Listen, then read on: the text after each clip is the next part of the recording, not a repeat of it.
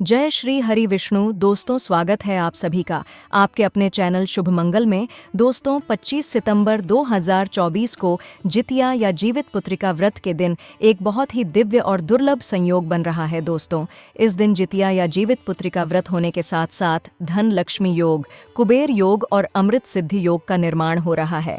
इसलिए ये दिन इच्छा पूर्ति के लिए बेहद ही खास माना जा रहा है। दोस्तों, आज हम बात करेंगे साल 2024 में जीवित पुत्रिका व्रत या जितिया व्रत कब रखा जाएगा और इसके शुभ मुहूर्त, पारण का समय, व्रत के नियम और नहाए खाए के दिन किए जाने वाले विशेष कार्यों के बारे में, और इस दिन कौन से उपाय है जिनको करने मात्र से आपको शुभ फलों की प्राप्ति होगी। दोस्तों, ये उपाय बेहद ही आसान है। अगर इस दिन आप इन्हें कर लेते हैं तो आपकी किस्मत चमक जाएगी। तो दोस्तों, ये समस्त जानकारी आपको इस वीडियो के माध्यम से मिलेगी, तो वीडियो को ध्यान से पूरा ज़रूर देखिएगा, जिससे कि आपको बहुत ज़्यादा लाभ मिलेगा। और अगर आप भी अपने जीवन में श्री हरि विष्णु भगवान की कृपा पाना चाहते हैं तो इस वीडियो को लाइक करके कमेंट में जय श्री हरि विष्णु, जय माँ लक्ष्मी लिखना न भूले। दोस्तों, पंचांग के अनुसार जीवित पुत्रिका या जितिया व्रत आश्विन मास में कृष्ण पक्ष की अष्टमी तिथि को रखा जाता है। विशेषकर यह व्रत महिलाएं संतान की प्राप्ति, संतान की दीर्घायु और उनके सुखमय जीवन के लिए रखती है। और व्रत का पारण नवमी तिथि को किया जाता है। दोस्तों, छठ व्रत की तरह ही यह व्रत भी 3 दिन तक चलता है और इस व्रत में भी छठ की तरह ही नहाए खाए की परंपरा होती है। दोस्तों, जीवित पुत्रिका व्रत 25 सितंबर बुधवार के दिन रखा जाएगा। जीवित पुत्रिका व्रत 3 दिनों तक चलता है। 2024 में यह पर्व 24 सितंबर से 26 सितंबर तक मनाया जाएगा। पंचांग के अनुसार आश्विन माह की अष्टमी तिथि की शुरुआत 24 सितंबर को दोपहर 12:38 पर हो रहा है। साथ ही अष्टमी तिथि का समापन 25 सितंबर को दोपहर 12:10 पर होगा। ऐसे में उदया तिथि के अनुसार जितिया व्रत बुधवार 25 सितंबर को किया जाएगा। मंगलवार 24 सितंबर को जितिया व्रत का नहाए खाए रखा जाएगा। वहीं बुधवार 25 सितंबर को माताएं निर्जला व्रत रखेंगी।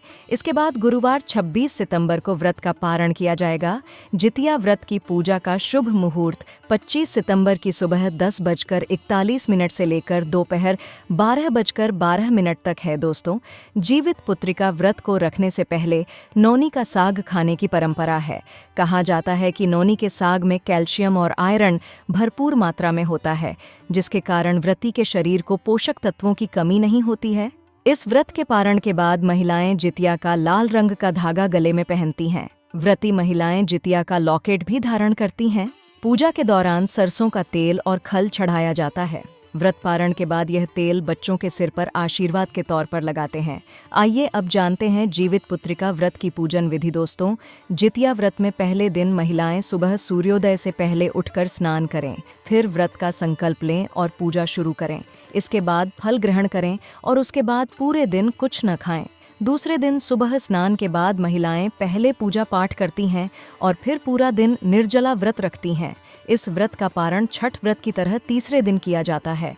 पारण से पहले महिलाएं सूर्य को अर्घ्य देती हैं, जिसके बाद ही वह कुछ खाना खा सकती हैं। इस व्रत के तीसरे दिन झोर भात मरुआ की रोटी और नौनी का साग खाया जाता है। अष्टमी के दिन प्रदोष काल में महिलाएं जीमूत वाहन की पूजा करती हैं। पूजा के बाद जीवित पुत्रिका व्रत की कथा सुनी जाती है। दोस्तों, इस दिन कुछ विशेष सावधानियां जरूर रखनी चाहिए, जैसे कि जितिया व्रत में लहसुन, प्याज और मांसाहार का सेवन वर्जित होता है। व्रत के दौरान मन, वचन और कर्म की शुद्धता आवश्यक है। गर्भवती महिलाओं यज्ञ व्रत न रखकर सिर्फ पूजा कर लें तो बेहतर होगा। जिन महिलाओं को गंभीर स्वास्थ्य समस्याएं हैं, उन्हें भी यह व्रत नहीं रखना चाहिए। आइए दोस्तों, अब जान लेते हैं जीवित पुत्रिका व्रत कथा। दोस्तों, जितिया व्रत कथा को लेकर कई तरह की मान्यताएं प्रचलित हैं। पौराणिक मान्यता की माने तो इस पर्व का महत्व महाभारत काल से भी जुड़ा हुआ है। कहा जाता है कि महाभारत युद्ध के दौरान अश्वत्थामा अपने पिता गुरु द्रोणाचार्य की मृत्यु का बदला लेने के लिए पांडवों के शिविर में घुस गया था। जहां अश्वत्थामा ने शिविर में सो रहे 5 लोगों को पांडव समझकर मार दिया, लेकिन अश्वत्थामा ने गलती से द्रौपदी की 5 संतानों को मार दिया था। ऐसे जघन्य अपराध के बाद अर्जुन ने अश्वत्थामा को बंदी बना लिया और उसके माथे से उसकी दिव्य मणि निकाल ली। अश्वत्थामा ने अपने अपमान का बदला लेने के लिए अभिमन्यु की पत्नी उत्तरा के गर्भ में पल रहे बच्चे को मारने का प्रयास किया, जिसके लिए उसने ब्रह्मास्त्र का आवाहन कर उसकी दिशा को उत्तरा के गर्भ की ओर मोड़ दिया। तब भगवान श्री कृष्ण ने उत्तरा की अजन्मी संतान और धनुर्धर अर्जुन के पौत्र की रक्षा की। जिस दिन ये घटना घटी उस दिन आश्विन माह के कृष्ण पक्ष की अष्टमी तिथि थी और तभी से इस दिन पर जितिया अर्थात जीवित पुत्रिका व्रत रखे जाने का शुभारंभ हुआ। महाभारत काल से लेकर आज तक अपनी संतान की लंबी उम्र के लिए माताएं जितिया का व्रत रखती आ रही हैं। आइए अब दूसरी कथा सुनते हैं। व्रत की कथाओं में ये कहानी सबसे महत्वपूर्ण है दोस्तों। जितिया व्रत के दौरान महिलाएं यही कथा सुनाती भी हैं। इस कथा में एक नगर के किसी वीरान जगह पर पीपल का पेड़ था। इसी पेड़ पर एक चील और पेड़ के नीचे एक सियारिन रहती थी। एक बार दोनों ने कुछ महिलाओं को जितिया व्रत करते देख इस व्रत को रख लिया। जिस दिन ये व्रत सभी महिलाओं द्वारा रखा जा रहा था उसी दिन नगर में किसी की मृत्यु हो गई। जिसकी मृत्यु हुई उस व्यक्ति का शव उसी वीरान स्थान पर लाया गया जहां सियारिन और चील दोनों मौजूद थीं। सियारिन शव को देखकर व्रत की बात भूल गई और उसने मांस खा लिया। वहीं चील ने पूरे मन से व्रत किया और अगले दिन पारण किया। व्रत के प्रभाव से दोनों ही अगले जन्म में कन्याओं के रूप में जन्मी। एक का नाम अहिरावती था तो दूसरी का कपूरावती। पूर्ण निष्ठा से व्रत संपन्न करने वाली चील जो अगले जन्म में अहिरावती बनी उसे राज्य की रानी बनने का सौभाग्य प्राप्त हुआ। तो वहीं व्रत को बीच में ही खंडित कर देने वाली सियारिन जो अगले जन्म में कपूरावती बनी उसे राजा के छोटे भाई की पत्नी बनने का अवसर मिला। अहिरावती चील ने 7 बच्चों को जन्म दिया, लेकिन कपूरावती सियारिन के बच्चे जन्म लेते ही मर जाते थे।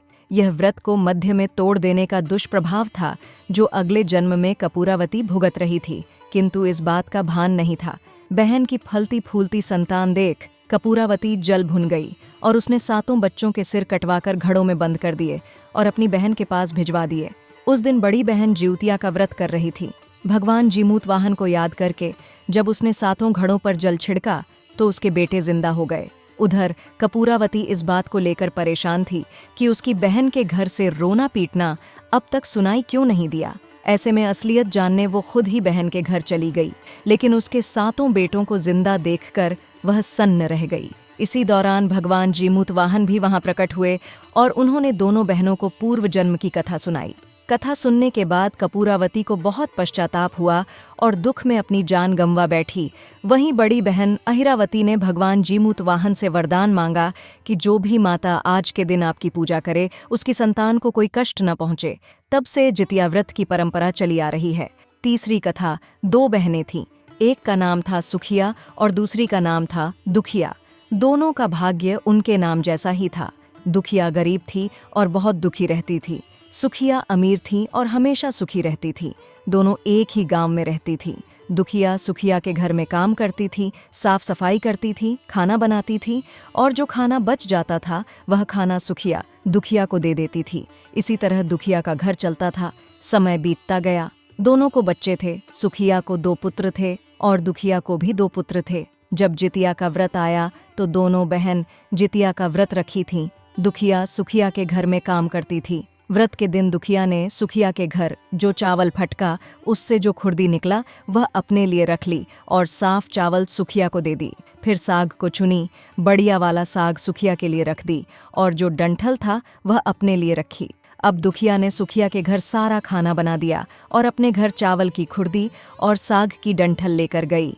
बनाने के लिए खुर्दी का चावल और साग की डंठल बनाकर वह खाना अपने बच्चों को खिलाई और खुद भी खाई। उसके बाद दुखिया सोने चली गई। आधी रात में एक बूढ़ी औरत उसके घर पर आकर दरवाज़ा खटखटाती है तो दुखिया पूछती है, कौन है? तब बूढ़ी बोलती है, बेटा हम हैं। दुखिया ने उठकर फाटक खोला और पूछती है, अम्मा आपको क्या चाहिए? इतनी रात में आप यहाँ किस लिए आई हो? बूढ़ी बोलती है, बेटा मुझे बहुत भूख लगी है, कुछ खाने को दे दो। दुखिया उसे घर के अंदर ले आती है और कहती है, हम लोग बहुत गरीब हैं, आज मैंने खुर्दी का चावल और साग की डंठल बनाया है, क्या आप खाएंगी? तो बूढ़ी कहती है, हाँ क्यों नहीं खाएंगे, हमें बहुत भूख लगी है, हम वहीं खाएंगे। दुखिया अंदर जाकर खुर्दी का चावल और साग की डंठल लाती है और बूढ़ी को देती है। खाने के लिए बूढ़ी खाना खाने के बाद कहती है कि मुझे अच्छे से कुछ दिखाई नहीं देता, इतनी रात के अंधेरे में मैं अपने घर कैसे जाऊंगी। तो दुखिया कहती है, कोई बात नहीं, आप यहीं पर सो जाइए, सुबह अपने घर चले जाना। तो बूढ़ी दुखिया के घर में ही सो जाती है। फिर थोड़ी देर बाद उठकर बूढ़ी बोलती है, बेटा मुझे दीर्घ शंका लगी है, कहाँ करूँ। तो दुखिया कहती है, मेरे घर में बाथरूम नहीं है, इसलिए आप उधर कोने में कर लीजिए।